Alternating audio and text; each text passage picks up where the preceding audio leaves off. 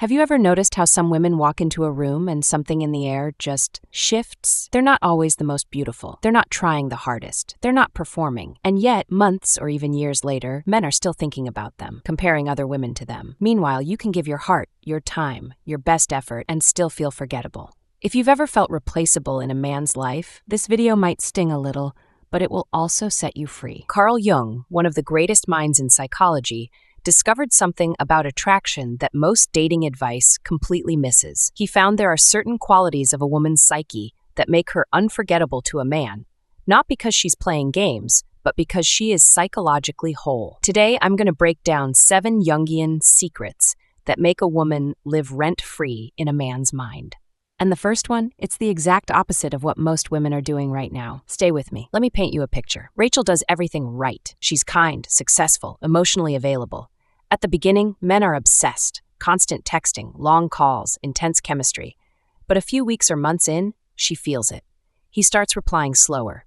Plans become later. She tries harder, texts more, suggests more dates, becomes more available. And the harder she tries, the quicker he drifts. Then there's Jennifer. She's not the stereotypical perfect woman. She's pretty, but not model type. She's warm, but not overly accommodating. Men meet her once, and months later, they're still bringing up her name. She pops into their mind when they're with other women. They type out messages, delete them, think of her again. Same world, same apps, same men. Completely different impact. What did Jennifer have that Rachel didn't? If you're honest, which one feels more like you right now? Because that difference, the one you can't quite name, is exactly what Jung spent his life studying. Jung discovered that every man carries an inner image of the feminine, a kind of psychic blueprint he called the Anima. This Anima isn't about hair color or body type. It's about qualities: depth, warmth, mystery, strength, softness, integrity. When a man meets a woman who mirrors a healthy, integrated version of that inner feminine, something happens inside him he can't control. It's not, she checked all my boxes on paper. It's a deeper recognition. Something about her pulls me toward the man I'm supposed to become. Most advice tells you, be more feminine, softer, more agreeable. Or the opposite, be unavailable, play hard to get. Both are surface level. Jung understood that the most magnetic women aren't performing a role. They're integrated. They've done the inner work to unite their masculine and feminine, their light and their shadow. And that inner wholeness, that's what men can't shake off. So let's talk about the 7 qualities that create that kind of unforgettable presence. As you listen, I want you to notice which ones sting a little. That's where your shadow is asking to be seen. Secret number 1. And this is where almost every woman goes wrong. You've heard the phrase, love yourself first, right? But Jung would say it's much deeper than that. The women men never forget, they don't wait to be validated. They validate themselves. Most women know they shouldn't need male validation, but knowing and embodying are 2 different things. Claire was getting ready for a date, 7th outfit, 3rd lipstick, heart racing. In the mirror, she suddenly caught herself and asked, who am I dressing for? She realized every tiny choice, from her outfit to the jokes she planned to laugh at, to the topics she'd avoid, was oriented around one goal: make him like me, make him choose me, prove I'm enough. Jung would say she had externalized her sense of worth. Her value lived out there, in his reaction, his texts, his approval. Here's the problem. When a woman hasn't built her own internal validation system, a man doesn't just feel her affection, he feels her need. He stops being a human and quietly becomes her mirror, her confirmation, her proof that she's lovable. That weight is exhausting. Attraction turns into obligation. An unforgettable woman still enjoys compliments, at messages, romance. Of course she does, but they're dessert, not oxygen. Her energy says, I already know who I am. You are a bonus, not my entire identity. Men can feel that difference in their bones. Quick self-check. If he pulled away tomorrow, would you feel sad or would you feel erased? That answer tells you how much power you've given his validation. Secret number 2, and it's not about playing games. Real mystery isn't in silence or distance. It's in depth. Jung called it the dance between your persona and your shadow. And when a woman owns both, she becomes impossible to forget. Mystery has been so misused it sounds like a game. I'm not talking about waiting 3 hours to text back or pretending you're busy when you're not. Jung spoke about the persona, the mask we show the world, and the shadow, everything we've hidden, denied, or rejected in ourselves. A lot of women try to be so easy to understand. that there's no depth left. They overshare everything on the first few dates. They explain every feeling, justify every boundary, narrate their entire history. It feels like intimacy, but it actually kills curiosity. Think of the women men become obsessed with. They're not ice queens. They are open, but not an open book. Vulnerable, but not emotionally naked with everyone. Warm, but with an interior world that you have to slowly earn access to. Sarah went on a great first date. Her instinct was to send the classic, "I had such a great time. When can we see each other again?" text. Instead, she paused and checked in with herself. She realized she felt two things at once, excited and cautious. So she texted, "I enjoyed meeting you tonight. I'm still making up my mind about you." No games, just honest complexity. His reaction? Captivated. Real mystery isn't about withholding. It's about being so grounded in your own inner world that you don't rush to make yourself completely known and digestible. Your psyche is not a fast food menu. It's a novel. Let him read, not just skim. Secret number 3, and this is the one that separates women men respect from women men use. It's not about being difficult, it's about self-respect. The moment your boundaries become non-negotiable, your energy changes, and everyone around you feels it. This is where we separate the women men respect from the women men use. Boundaries aren't about being difficult or high maintenance. They're about knowing where you end and another person begins. Jung talked about individuation, the process of becoming a whole, distinct self. You cannot individuate if you dissolve into other people to keep them happy. Michelle had been seeing a guy for 3 months. He had a habit, making plans, then canceling last minute if something better came up. Work, boys' night, a game. Every time, she smiled and said, "It's fine, no worries."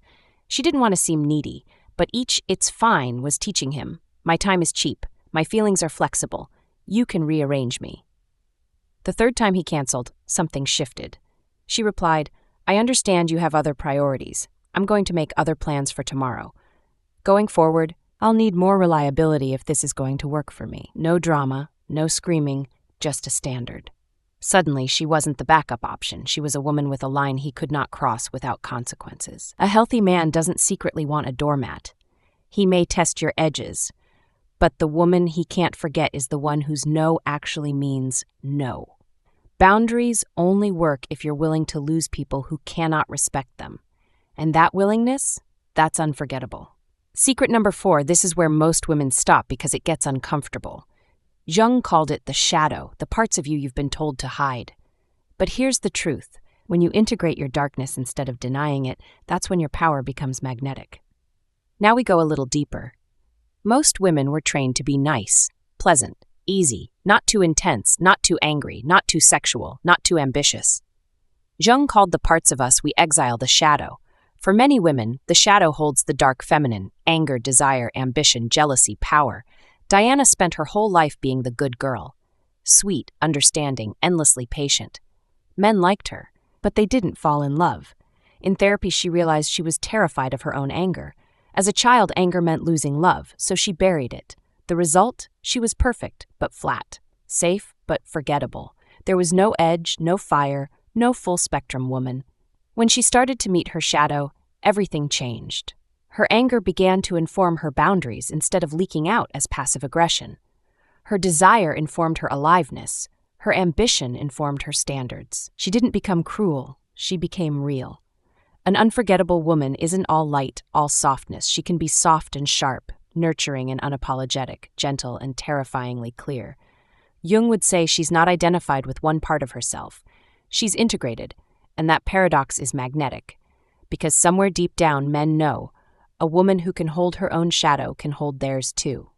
Secret number 5, and this one changes everything. She has her own life. Not a life built around him, but a life so full it inspires him to rise and meet her there. That's the difference between obsession and respect. This one seems obvious, until you're in love. Nina's pattern was classic. She'd start dating someone and slowly evacuate her own life. Girls' nights? Canceled if he was free. Saturday morning painting class? Skipped to sleep in with him. Writing her novel? I'll focus after things settle between us. 6 months later, he'd pull away, and she'd be left with no relationship and no life. Jung warned about unconscious merging. when two people fuse identities and call it love. It feels romantic, but it's actually psychological death. There's no room to grow. The next time Nina fell for someone, she tried something different. When he suggested brunch during her painting class, she said, "Saturday mornings are sacred for me. I can see you after." When he made a face about her writing schedule, she smiled. "This is who I am. The right person fits around this, not instead of it." His attraction didn't fade, it intensified, because he wasn't dating a woman waiting to be filled. He was dating a woman already full, and that fullness is exactly what made him want to be part of her world. A relationship should add to your life, not become your entire life. The women men don't forget had a before him and will have an after him. He is a chapter, not the whole book. Secret number 6. The calm inside the storm. Emotional mastery doesn't mean being cold. It means you can feel everything deeply without being destroyed by it. That's the kind of peace that makes a woman unforgettable. Let's be clear, emotional mastery is not being unbothered or cold. Jung made a crucial distinction. You can feel an emotion or you can be possessed by it. Erica felt everything intensely, passionate, fiery, dramatic. At first, men loved it. It felt exciting. But soon, the storms became too much. Jealousy meltdowns over a coworker, panic if he took too long to reply, explosive fights over minor things. The emotion wasn't the problem. The possession was. In therapy, she learned to say, "I'm noticing I feel jealous right now," instead of unconsciously acting from, "You're cheating on me, and I will destroy this relationship." She started sitting with her anxiety instead of making it his job to soothe her every spike. She allowed herself to cry without turning every tear into, "You're abandoning me." Men are drawn to emotional depth. What repels them is chaos, because chaos signals a lack of inner structure. An unforgettable woman isn't low maintenance emotionally. She feels deeply, but she can hold her feelings. She doesn't dump them all at a man's feet and say, "Fix me." Her message is, "My emotions are welcome here, and they are my responsibility first." That's incredibly attractive because it signals psychological adulthood. And finally, secret number 7. She's not waiting to be chosen. She is the chooser. She knows her worth so deeply that she evaluates who's worthy of her energy. And that energy? Men feel it before she even speaks. This one flips the entire script. Most women show up to dating silently begging, "Pick me, choose me, approve of me." They adjust their opinions, their schedules, their needs, all to be selected. Alexandra was that woman. Brilliant, beautiful, and on dates she'd become a performer. Laughing too hard, agreeing too quickly, over-explaining herself. One day she asked, "Why am I the one auditioning? In every other area of my life, I'm the gatekeeper." So she experimented. On her next date, she treated it like an interview, for him. Did he ask her questions? Did he listen? How did he treat the staff? Did he keep his word? At the end of the night, when he asked to see her again, she simply said, "I'll think about it and let you know." No game, just truth. She was genuinely deciding. His interest didn't drop. It rose, because energetically something had shifted. He was no longer the prize. She was. Jung would call this the individuated feminine, a woman who has claimed her own authority. She doesn't need a man to tell her she's valuable before she believes it. The women men can't stop thinking about do not sit there hoping to be chosen. They stand in their worth and do the choosing. Now imagine these 7 qualities in one woman. She doesn't outsource her worth. She has depth and real mystery. Her boundaries are non-negotiable. She has met her shadow and owns her dark feminine. She has a life she loves. She feels deeply but isn't ruled by every emotion. She walks into dates as the chooser, not the auditioning candidate. This isn't manipulation. This is psychological health. When Jung talked about individuation, this is what he meant, becoming a whole, authentic self. And when a whole woman meets a man on his own path to wholeness, their attraction isn't just chemistry, it's growth energy. It pulls both of them upward. That's why she's unforgettable. Not because she played the right game, but because she woke something up in him, his own soul. I know this can feel overwhelming, so let's make it simple. Step 1, pick one secret. Which one hit you hardest? Validation? Boundaries? Being the chooser? That's your starting point. Not all 7, just one. Step 2, build awareness. For the next week, simply notice where you do the opposite. When do you dress, speak, or text for male approval? When do you overshare because you're afraid of being misunderstood? When do you say it's fine when it's not? When do you abandon your plans to be available? When do your emotions possess you instead of you holding them? No self-hate, just honest observation. Step 3. Make one small different choice. Say no once where you'd usually say okay. Keep one plan with yourself instead of canceling for him. Let one text wait. Say, I'm still making up my mind about you, and mean it. Tiny actions, repeated, rewire your entire energetic field. Here's the truth nobody told you. The women men can't stop thinking about are not the ones who need men the most. They are the ones who need themselves the most. They've built lives, boundaries, and inner worlds so rich that a relationship is a beautiful addition, not a survival requirement. And the paradox is this. The moment you stop trying to become that woman for a man and start becoming her for yourself, everything shifts, because it stops being performance and becomes presence. It stops being strategy and becomes authenticity. Men feel that difference. Everyone does. So I want to hear from you. Which of the 7 qualities hit you the hardest, 1 to 7? Tell me in the comments. That's your soul circling the area that wants to grow. And if there is a woman in your life who keeps shrinking herself to be chosen, send her this video. Let her know she's not crazy, she's just waking up. If you want more Jungian breakdowns on feminine psychology, attraction, and shadow work, subscribe and hit the bell. Because next week we're diving deeper into the dark feminine and why your too much is actually your greatest power. Remember, beacons don't chase, they shine. And the right ships always find their way home.